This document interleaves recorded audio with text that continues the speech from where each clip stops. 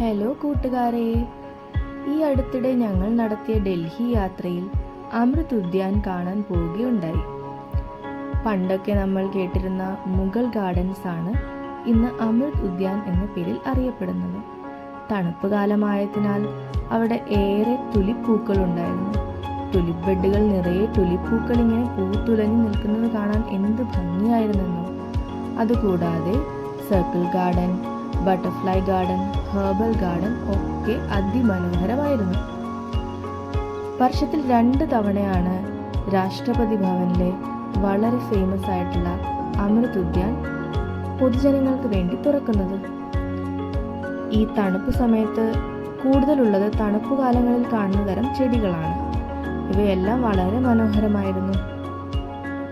നമ്മുടെ ജീവിത സായാഹ്നങ്ങളെ അതിമനോഹരമാക്കാൻ ഇത്തരം ചെറു യാത്രകൾക്ക് സാധിക്കും.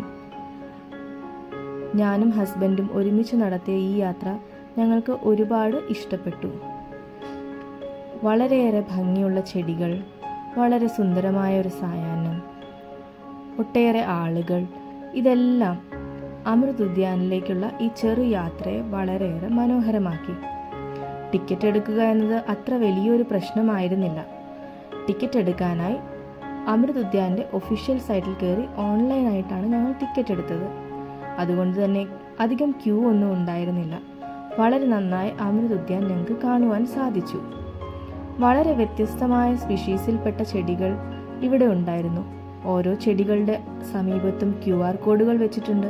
QR കോഡുകൾ സ്കാൻ ചെയ്യുമ്പോൾ ചെടികളുടെ ശാസ്ത്രനാമം, അവയുടെ പ്രത്യേകതകൾ, അവയ്ക്ക് വളരുവാൻ ആവശ്യമായ കാലാവസ്ഥ, വേണ്ട പരിചരണം, ഇതിനെക്കുറിച്ചെല്ലാം വളരെ ഡീറ്റെയിൽഡ് ആയിട്ടുള്ള വിവരണം അവിടെ ഉണ്ടായിരുന്നു. ഇതെല്ലാം വളരെയേറെ പുതിയ ഒരു അറിവായിരുന്നു ഞങ്ങൾക്ക് എല്ലാവർക്കും. ഈ ഒരു യാത്രയിലൂടെ നമ്മുടെ രാഷ്ട്രപതി ഭവനിലെ വളരെ മനോഹരമായ ഈ പൂന്തോട്ടം അണിയിച്ചൊരുക്കിയ ഒരുപാടേറെ ഗാർഡനേഴ്സിനെയും കാണുവാനിടയായി. അവരിൽ ഒട്ടനവധി സ്ത്രീകളും ഉണ്ടായിരുന്നു.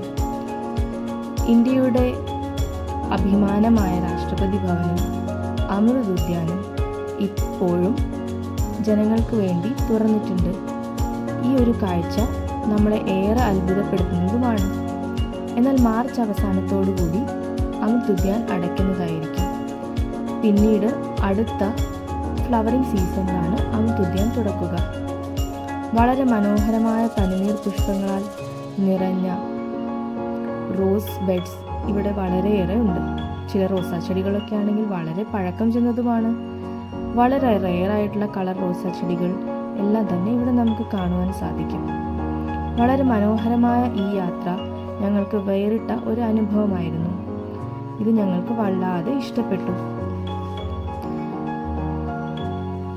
ഈ യാത്രയിൽ ഞങ്ങളോടൊപ്പം കൂടുവാൻ നിങ്ങളും ഉണ്ടായതിൽ വളരെയേറെ സന്തോഷം. ഈ വീഡിയോ ഇഷ്ടപ്പെട്ടാൽ ലൈക്ക് ചെയ്യുക, സബ്സ്ക്രൈബ് ചെയ്യുന്നത് പരിഗണിക്കാം.